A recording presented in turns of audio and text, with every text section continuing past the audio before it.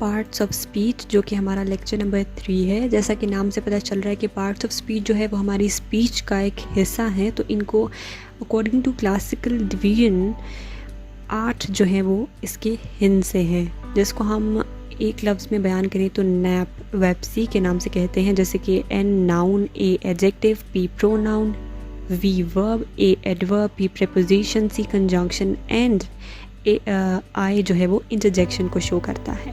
तो ये इसकी 8 ब्रांचेस हैं जो कि हम लोग अपनी रोज़मर्रा के जुमलों में, अपनी रोज़मर्रा की स्पीच में जो है वो इस्तेमाल करते हैं। उसके बाद हम इनको जो है वो डिटेल में तफसीलन देखेंगे ताकि ये मज़ीद वाज़ेह हो जाएं आपको, और आप इनकी शनाख्त में और इनके इस्तेमाल में ज़्यादा आसानी बरत सके। Parts of speech. Now we can identify parts of speech in different ways, by ending letter, by placement, by function. 3 तरीक़ों से हम जो है वो इनको आइडेंटिफाई करेंगे ताकि ज़्यादा क्लियरली हमें पता चल जाए। तो सबसे पहला जो है वो है आइडेंटिफिकेशन ऑफ नाउन, यानी इसम को कैसे हम आइडेंटिफाई करेंगे। सबसे पहले इसकी डेफिनेशन देखते हैं। नेम ऑफ पर्सन, प्लेस और थिंग। एग्जाम्पल है the name of everything in this world like Twitter, Instagram, mobile phone etcetera. यानी कि दुनिया में, सिंपल इसकी तारीफ़ यह है कि दुनिया में हर चीज़ का जो नाम है वो हो जाएगा जी इसम, यानी कि नाउन, किसी भी चीज़ का नाम, ठीक है ना। उसके बाद हम मज़ीद इसको देखते हैं। 3 तरह से इसकी आइडेंटिफिकेशन कर सकते हैं। सबसे पहला है by ending letters. Generally nouns end at tion, ion, meant, ink, जैसे कि स्टेशन, रिवीजन, रिफ्रेशमेंट, स्मोकिंग। तो ये हो गया जी एंडिंग लेटर कि ये 4 लेटर ज़्यादातर जो है नाउन्स के एंड पर आते हैं। उसके बाद बाय प्लेसमेंट।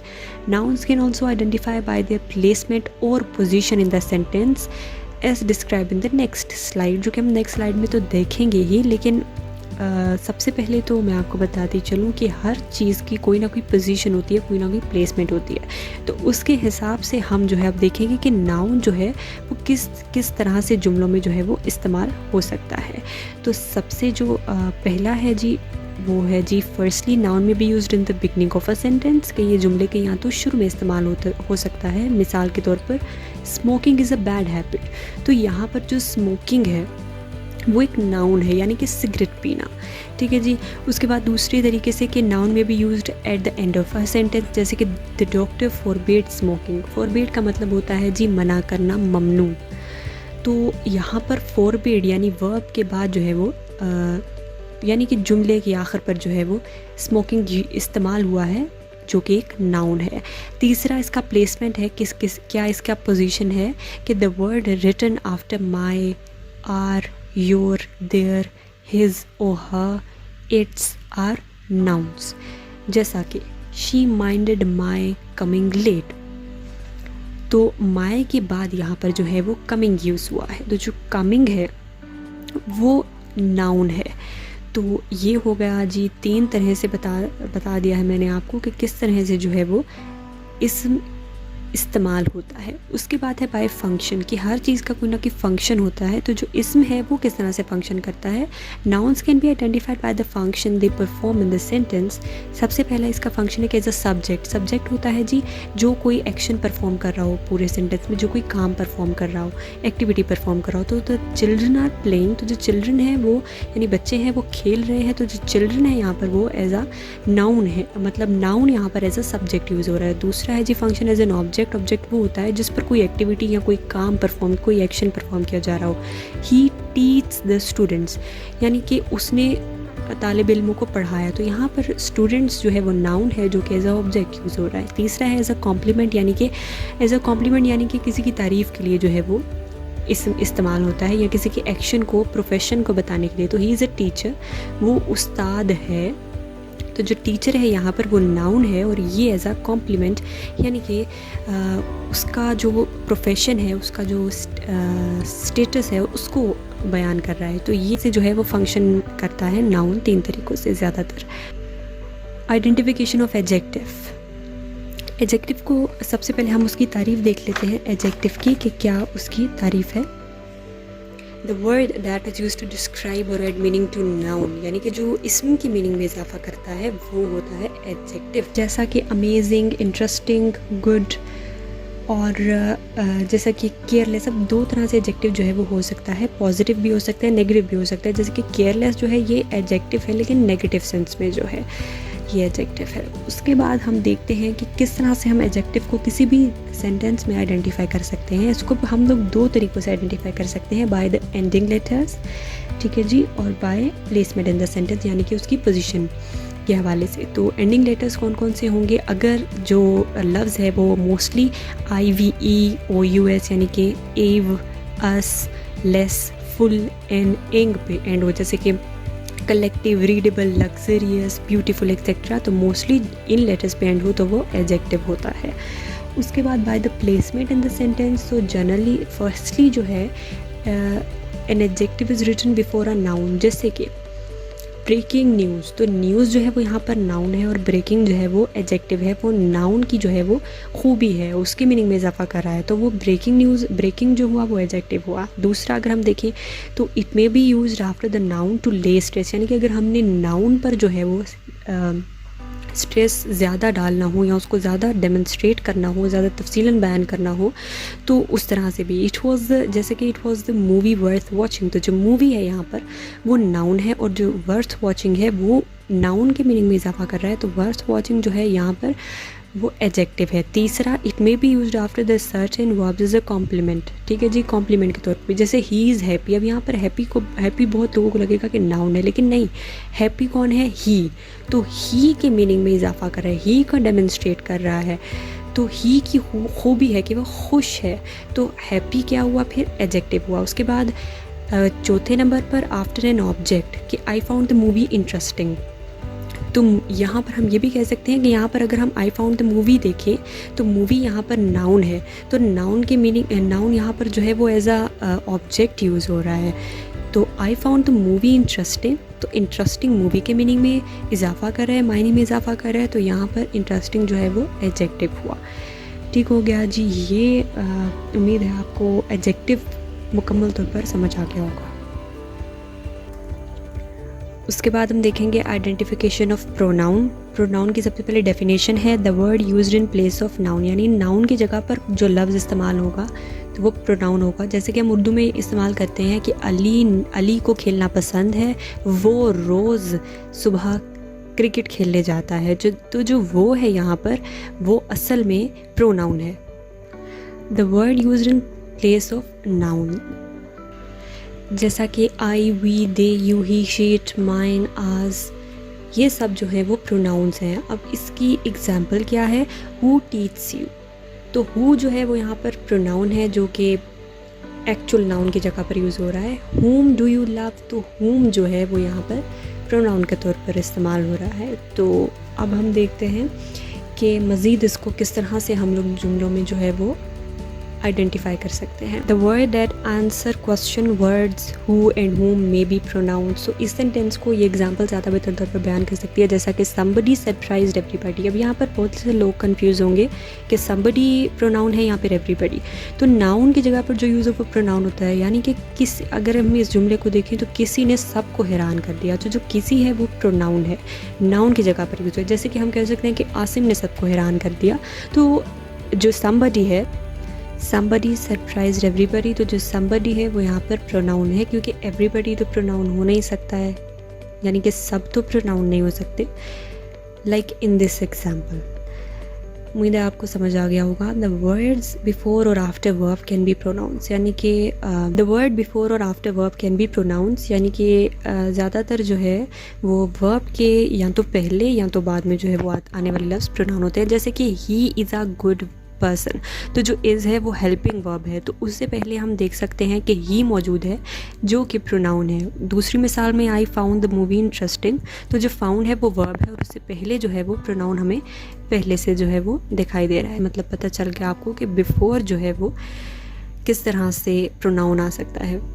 उसके बाद है जी आइडेंटिफिकेशन ऑफ वर्ब। वर्ब जो है वो क्या होता है? The word use to express an action और स्टेट, किसी भी तरह की स्टेट को, एक्शन को जो बताए, जैसे कि जंप, इज, टीच, इनिशिएट, और टोटल जो है वो 4 किस्म के वर्ब होते हैं, action verb, modal verb, helping verb, etcetera. तो यहाँ पर मिसाल दी गई है एक्शन वर्ब की, हेल्पिंग वर्ब की, ठीक है जी।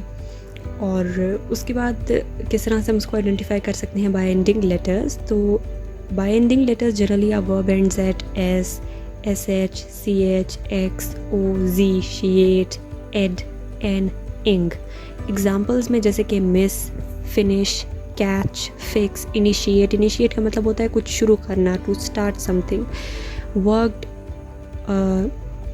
वॉक्ड यानी कि चहलकदमी करना, स्ट्रेंथन मजबूत करना, और मूविंग यानी कि चलना। तो ये जो है वो सारे एक्शन वर्ब की एग्जाम्पल दी है और एंडिंग लेटर्स भी आपको बता दिए हैं। अब बाय प्लेसमेंट किस तरह से हम इसको इस्तेमाल कर सकते हैं।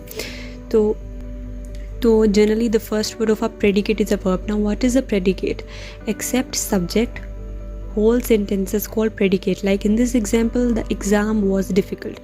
तो जो the exam है वो subject है और जो बाकी का sentence है वो predicate है। तो यहाँ पर क्या कहा गया है, predicate का जो first word है वो mostly जो है वो verb होता है। तो यहाँ पर was predicate का जो है फर्स्ट वर्ब है, तो was is a helping verb. Next example is the man from the shop knows my secret. तो नोज यहाँ पर जो है प्रेडिकेट का फर्स्ट वर्ड है and that is the verb जी। तो नोज जो है वो यहाँ पर प्रेडिकेट का फर्स्ट वर्ड है जो कि एक्शन वर्ब है।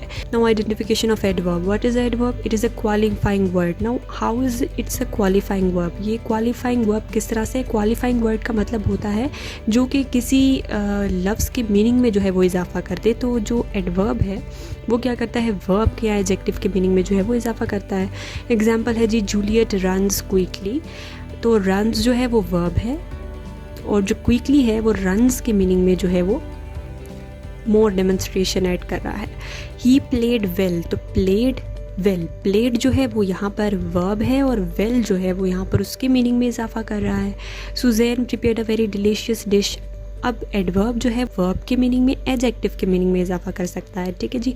तो Susan prepared a very delicious dish, जो डिलीशियस जो है, डिलीशियस डिश ये एडजेक्टिव है और वेरी जो है वो डिलीशियस डिश के मीनिंग में इजाफा कर रहा है। तो ये क्या हुआ जी, ये एडवर्ब हुआ। एडवर्ब को हम किस तरह से देख सकते हैं, दो तरह से कि मोस्टली जो है adverb it ends on ly, mostly the adverb of manner like nicely, loudly. So nicely, loudly it's adverb of manner और ये ly पर जो है इनका अख्ताम हो रहा है, ठीक है जी। उसके बाद by placement, adverbs are written after verb but this position does not remain same. Mostly जो है वो वर्ब के बाद आते हैं, जैसे कि एग्जांपल में है he went down. Went is what? Went is a verb and down actually ads the meaning of verb, so it's an adverb. इससे ये भी पता चलता है कि हमेशा ly पे ही एंड नहीं होता है, जो भी चीज़ एडजेक्टिव या वर्ब के मीनिंग में एडिशन करती है वो एडवर्ब होती है। This pen writes better, so writes better, better is adding the meaning of the verb writes, so it's an adverb।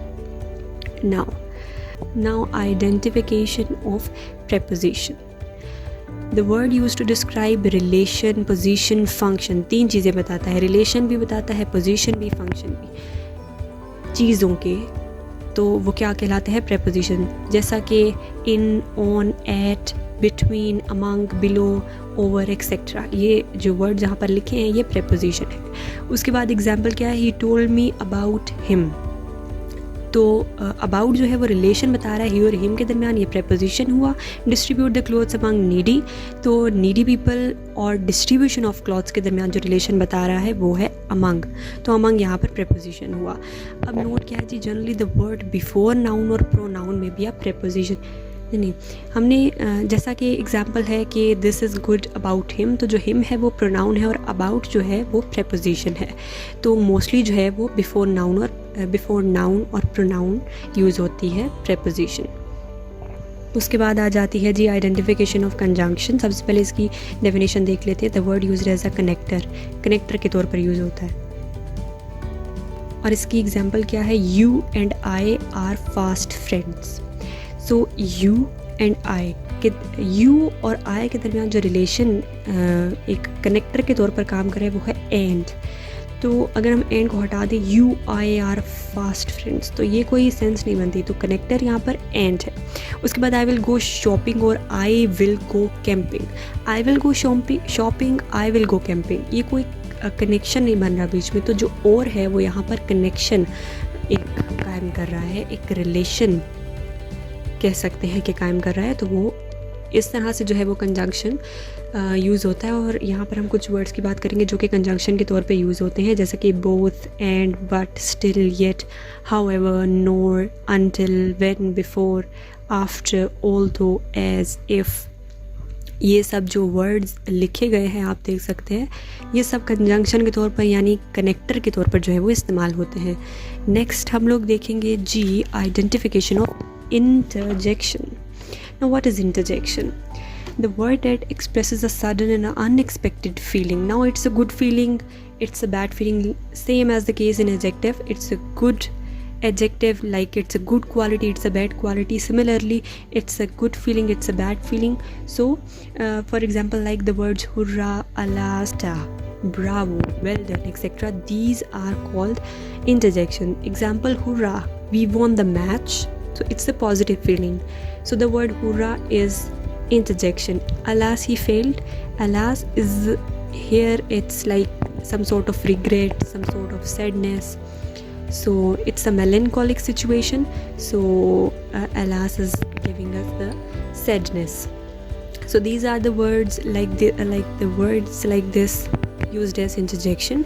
मुझे उम्मीद है कि आपको आज की वीडियो पसंद आई होगी। अगर आपको पसंद आई है और ज़रा सी भी आपको इसमें कोई हेल्प हुई है और आपकी इन्फॉर्मेशन में इजाफा हुआ है और आपको पार्ट्स ऑफ स्पीच समझ आ गए हैं, तो प्लीज़ बताइएगा कमेंट कर और लाइक करके वीडियो को, और शेयर ज़रूर कीजिएगा।